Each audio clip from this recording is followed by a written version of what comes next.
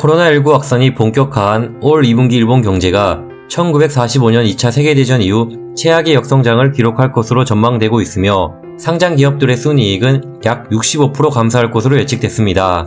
산케이 신문이 지난달 17일부터 이달 1일까지 일본 민간 경제 전문가 27명에게 긴급 설문조사를 통해 평균을 낸 결과 2분기 GDP 성장률이 전분기와 비교해 21.8% 격감할 것으로 예상했습니다. 이 예상치는 리먼 쇼크로 불리는 세계 금융위기 당시인 2009년 1분기에 기록된 마이너스 17.8%를 뛰어넘는 것입니다.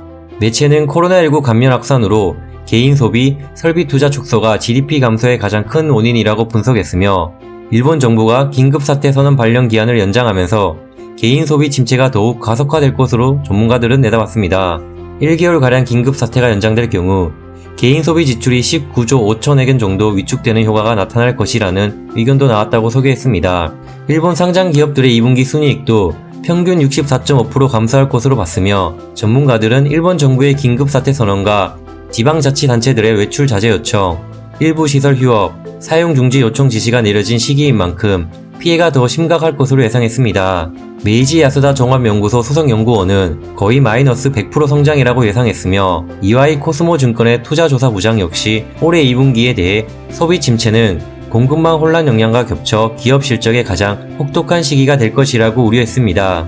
코로나19 확산 영향으로 통상 5월에 집중되는 일본 상장 기업들의 전년도 결산 실적 발표가 무더기로 연기되고 있으며 도쿄증권거래소 집계에 따르면 올 3월 결산 상장사 가운데 지난달 말까지 결산 실적 발표를 미루거나 발표 일정을 잡지 못한 기업이 392곳으로 전체의 16%를 차지했습니다. 한편 4일 아베 총리는 오는 31일까지 전국에 발령한 긴급사태를 연장한다고 발표했습니다. 다만 경제 타격을 우려한 탓에 긴급사태를 만료 전에 취소할 수도 있다고 덧붙였습니다. NHK 니혼게이자이 신문에 따르면 아베 총리는 이날 저녁 총리 관저에서 기자회견을 열고 이 같은 방침을 밝히면서 당초 예정했던 1개월 내 긴급사태 종료 선언을 마칠 수 없어 사과드린다고 했습니다.